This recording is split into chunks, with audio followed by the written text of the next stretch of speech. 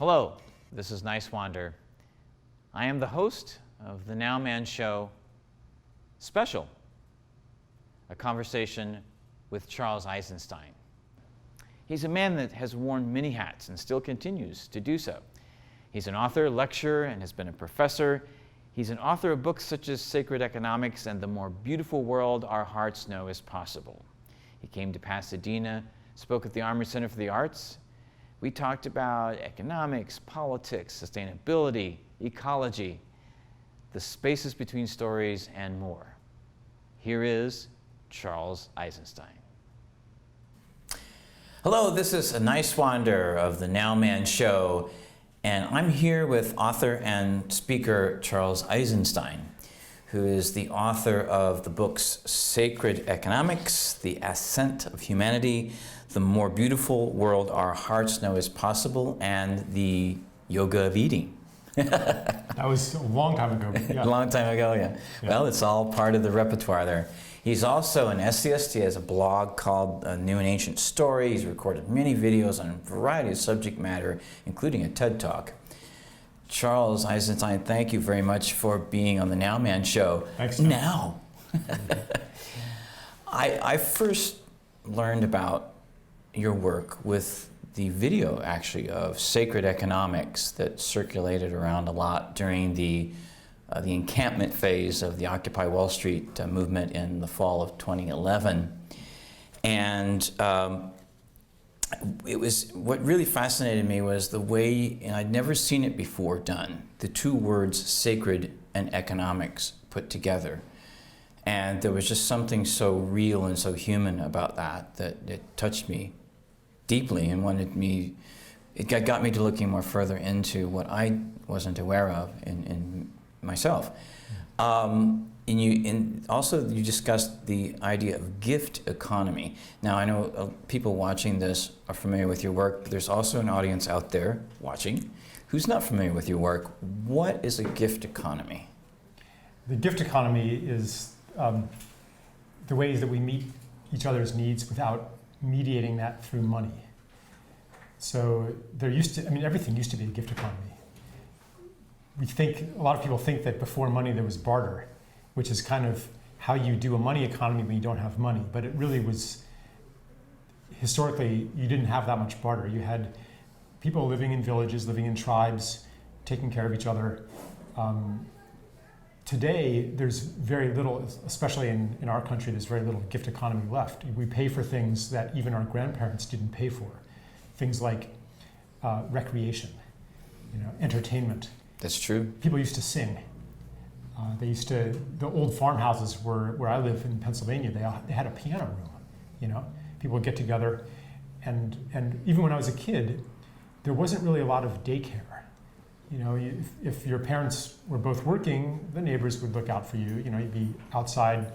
So gift economy refers to a lot more than, it's not necessarily just giving presents to people. Yes. But really, what sacred economics is about, gift economy is only one of the concepts because, I'm not talking about abolishing money, but I'm also, maybe in some parts of life, yes. It is about reclaiming some parts of life from money, but it's also about infusing money with properties of the gift. So that gets into nuts and bolts economics. In a gift economy, you don't hoard. Wealth does not come through having. Wealth comes status. Wealth comes through generosity, how much you give. Because the more you give, the more people want to give to you too. But money is kind of the opposite. The more you have, the more you control, the wealthier you are. So I investigate things like that. How could we change the nature of money through the banking system, through the way that it's created, in order for wealth to return to what it was originally. So I guess I probably shouldn't do the whole thing, but the sacred economics is actually about economics and not just about psychology and spirituality. Well, the economics is a reality that everybody has to deal with on a daily basis. You know, there's the basic necessities. There's food. There's shelter. You know, there's clothing. There's and in our modern society, of course, we have healthcare. We have education. We have all kinds of things that we share.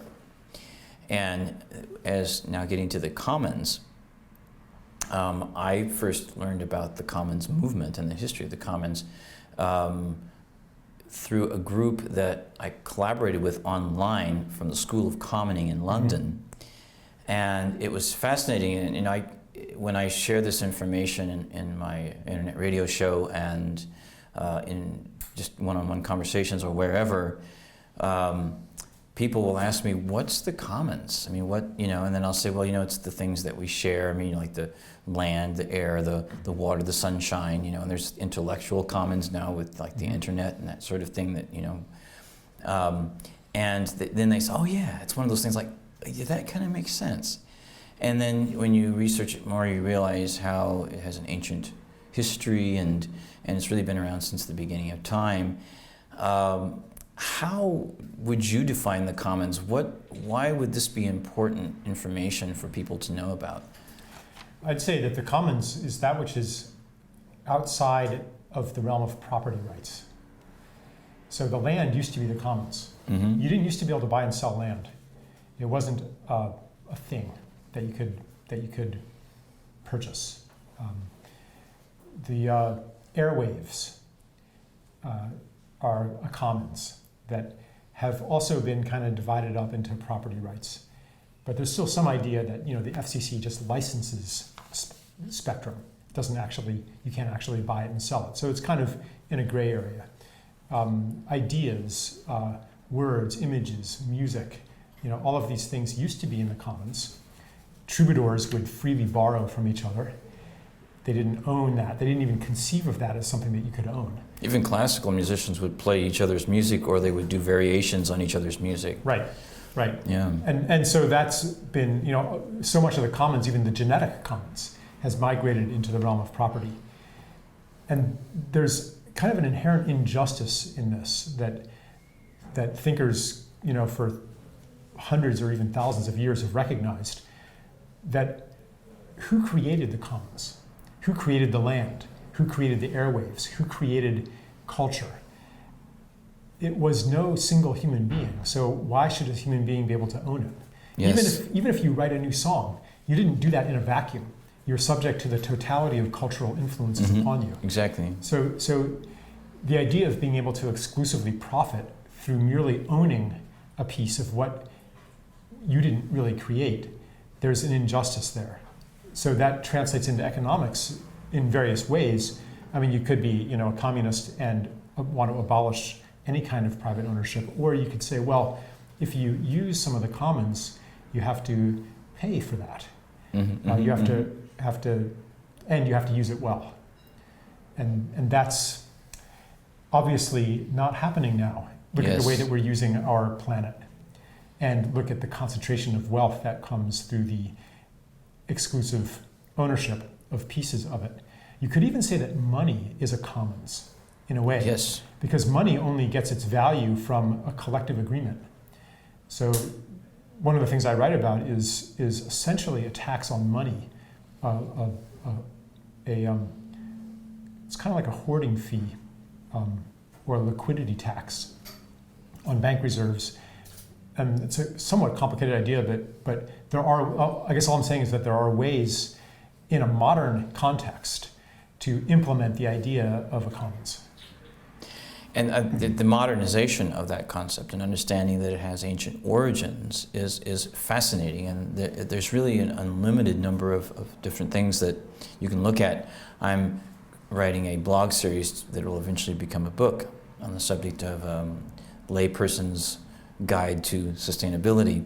And some of the conclusions that I came to was this very thing through the commons and different ways of looking at economics, like through time banks, for instance, the organization that is sponsoring your talk tonight, and the transition movement, that Rob Hopkins started in England, and just a different way of creating a whole community based on commons type of concepts. And there's even community currency. I don't know if you're familiar with Paul Glover.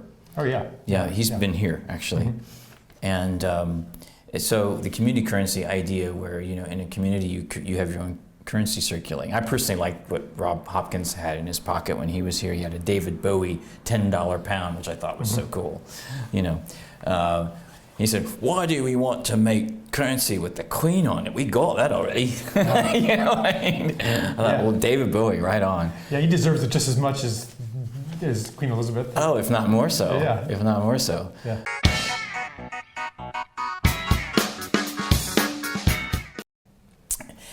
This is Nice Wonder. I'm in conversation with Charles Eisenstein, and we're here at the Armory Center for the Arts.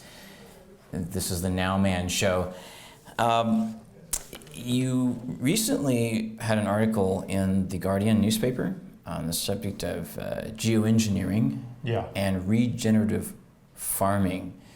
I recently interviewed for the cable access show Carney Hatch. I don't know who he is. He's the director of urban farming documentary called Plant This Movie. And that got me interested, like, all these different things that people are doing all over the world to grow food. It's fascinating. And in this article, you have a quote here that would be a good way to start this question with. "A quick fix mindset in geoengineering must be transformed to one that seeks a humble partnership with nature if we are to address climate change." So there are, I assume, scientists that are suggesting that geoengineering is a methodology that needs to be used. And you, in this article, talk about regenerative farming as one thing. First of all, how would you distinguish between the two? And why is it that working with nature will actually solve the problem of climate change? Yeah, so geoengineering, what it means to me, it's to take the mindset and practices of manipulation and control and domination of nature and take it to a whole global level. So one of the proposals is, temperatures are rising, so we need to cool them, and one way to do that is to envelop the planet in a cloud of sulfate aerosols. What could go wrong, right? Right. And that will reflect sunlight and it'll reduce the temperature, right? Problem solved. Well, so that mindset, though, that essentially, for one thing, it's not a systems-oriented mindset. It's a very linear mindset that doesn't appreciate the interrelated complexity of nature and the homeostatic balance of the planet. That it doesn't see it as an organism. It sees it as essentially an engineering problem. That's part of the crisis. Yes. Another part of the crisis is to see nature as valuable for its use to us. Instrumental utilitarianism, you could call that. And to say, we've been insufficiently clever in exploiting nature for our benefit. So now we're going to use some other technique that's more clever. That's just another application of the same basic mentality that's part of the problem. So regenerative agriculture is a really different perspective. It says that we are going to be of service to, in this case, the soil. And we know that by rebuilding the soil, we're also going to benefit ourselves. And then when you look at the numbers, it's actually true. The experts differ, but some of the more optimistic estimates, the Rodale Institute puts it at something, it's like over 100% of the amount of carbon emissions that could be sequestered annually. 100%? Yeah. Wow. Like they say, if we practice these organic no-till methods on all cultivated land, on all pasture land, the numbers are just astonishing. Wow. And it could happen very quickly. But of course, it would take a tremendous paradigm shift for us to even attempt that on any scale. Although it's happening, it's underway. So it's not a case of, it's these techniques, regenerative agriculture techniques, they're not like the latest high-tech imposition on nature, but they actually learn from nature. How does soil build in an ecosystem? How does that happen? How did that happen on the Great Plains? And so the people developing these techniques are mimicking, for example, how herd animals graze in nature. They're not that picture of a few cows scattered on this that's not how it works. They're in a big bunch and they trample all the grass somewhere, but they move on really quickly. And then the trampled grass, decays and new grass is growing and it's returning, it's building the soil. So, I'm not an expert on the specific techniques, but it makes me feel very hopeful because it's an expression of a fundamentally different relationship. And I don't think that our crisis is going to disappear without a revolution that goes down to that level. I couldn't agree with you more. I mean, I agree with you 3,000% on that. I mean, and I'm going to get into that as well. Starting with the economic crisis, I think most of us have been dramatically impacted by that in one way or another. The Oxfam statistics that come out every year, to me, have just been nothing short of shocking. And the most recent ones that I've seen, one of the most shocking things I've ever seen, statistically wise, was that 80%, or I should say 80 people, 80 people on the planet, have as much, will have more wealth than the poorest 50% of the entire world's population by 2016, 2017. That's what, they're on track for that to happen. This is reality. Right. And unless something is done to drastically change the whole global economic mindset, this is what's going to happen. And my concern is that there's still a lot of people in this country who don't understand the economic crisis, how it impacts their lives, or let's say, well, it's okay. I mean, maybe I'll go out to eat less, every week, or we won't go to Vegas that extra time or two. And there's others that are just, barely getting by. There's millions upon millions of people just barely getting by, and then there's, food stamp budgets are being cut while there's talk of more war. So I know we can't really discuss solutions because I think a lot of people really get, we can't discuss it in actual detail to where some people just goes over their heads. It's too overwhelming, I think, for people. I think we know some of the solutions, but like you say, the solutions are going to get down to that level of what I really like about what's happening right now with the Syriza party in Greece and with the Podemos in Spain is that they're obviously suffering, as a lot of countries are in Europe, from a very, very deep austerity crisis that's not working, and it's obvious to millions of people it's not working. And what's refreshing to me in that sense is that the Podemos and the Syrizas, when they talk about austerity, they talk about humanity and the needs of humanity and what austerity is doing to humanity. But you have the finance ministers and the prime ministers of a lot of these European nations that are still talking in business terms, creditor and debtor. And when people are hungry, they could care less if they have to pay you back. Yeah. And they're going to care even less when they understand how the system doesn't work for the vast majority of people. What's your evaluation of the situation? How are you seeing the events turning in the world today, economically, and the protests and the movements that are being created? Well, the basic understanding that, and I'm not an expert in this really, and I've kind of moved on to other things and a lot in my work, but I still keep an antenna on it. I see the fundamental crisis as a crisis in growth. Our system only works in the presence of growth. If the economy is growing, then there's enough for the rich to keep getting richer and for everybody else to at least stay even. But when growth slows down, then financial capital, which has this organic pressure to keep growing, begins to eat away at everything else. And a lot of the things that people blame for this are, I think, more symptoms than causes. The greed of the banks, the collusion of the corporations, the money in politics, and all that kind of stuff. There's a pressure from underneath that's built into the dynamics of the money system that necessitates the endless conversion of nature into product and of human relationships into paid services. When there's nothing left to convert, and we are running up against those limits right now, then you have to take what's already there.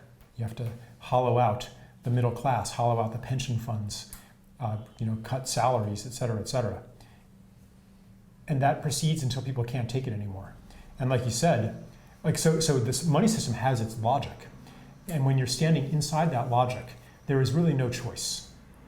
You have to implement the policies that are being implemented. And many ostensibly left-wing governments have discovered this when they take power, that they're helpless to defy the bond markets, the financial markets, and the pressures that are channeled through the institutions, but are not fundamentally because of those institutions.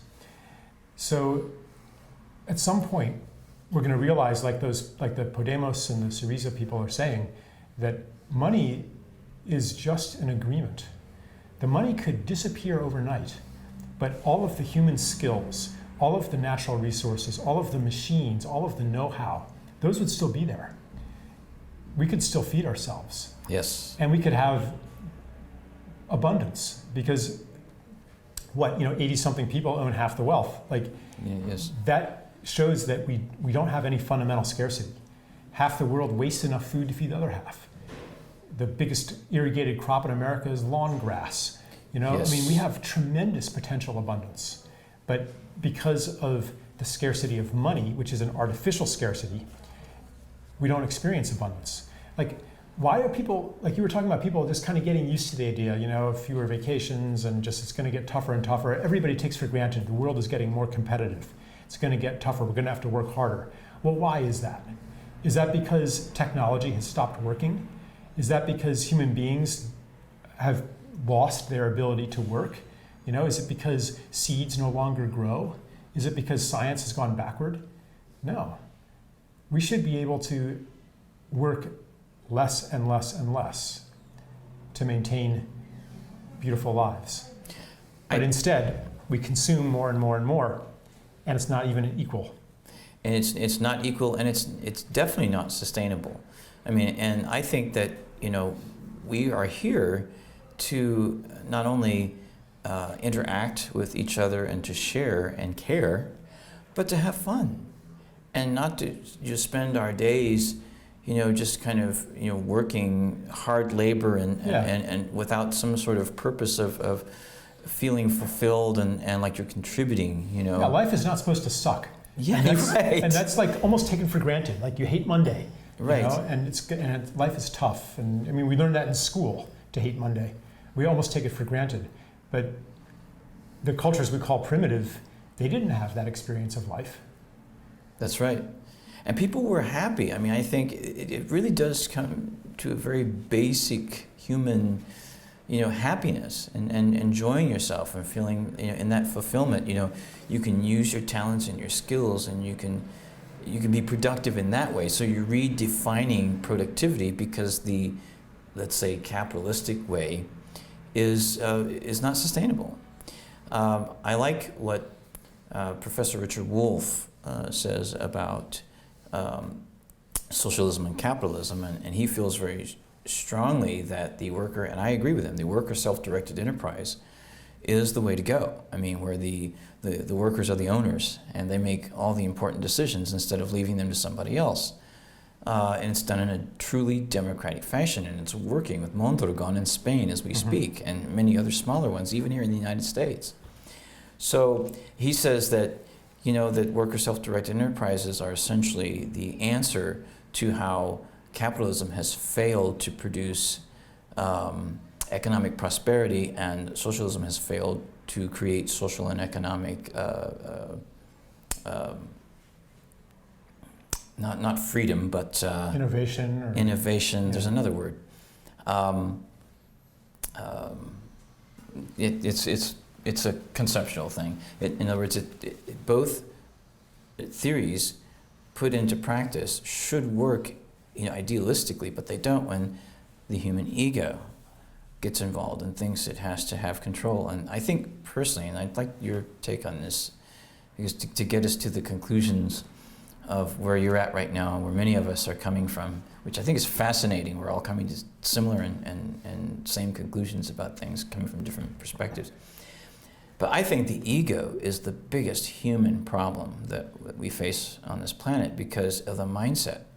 Because people take action based on that ego, like that need to feel, it's kind of an inflated sense of self-importance, and then you marginalize the sense of community and giving and sharing. I think I have a slightly different take on it. Yeah. I think it's not, the ego isn't the fundamental problem.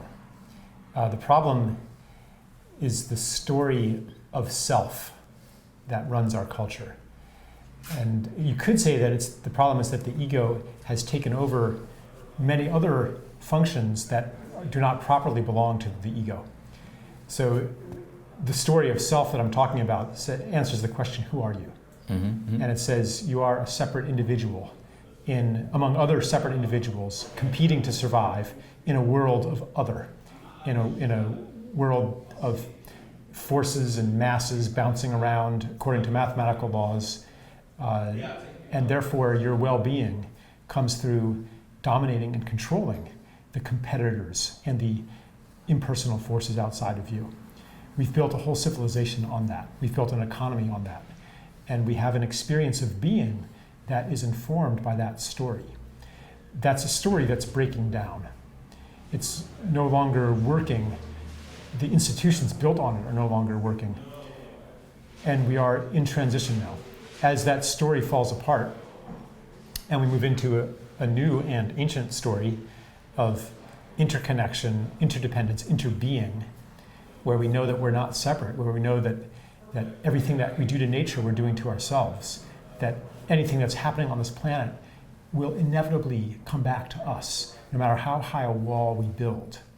That domestic violence mirrors foreign policy violence, et cetera, et cetera.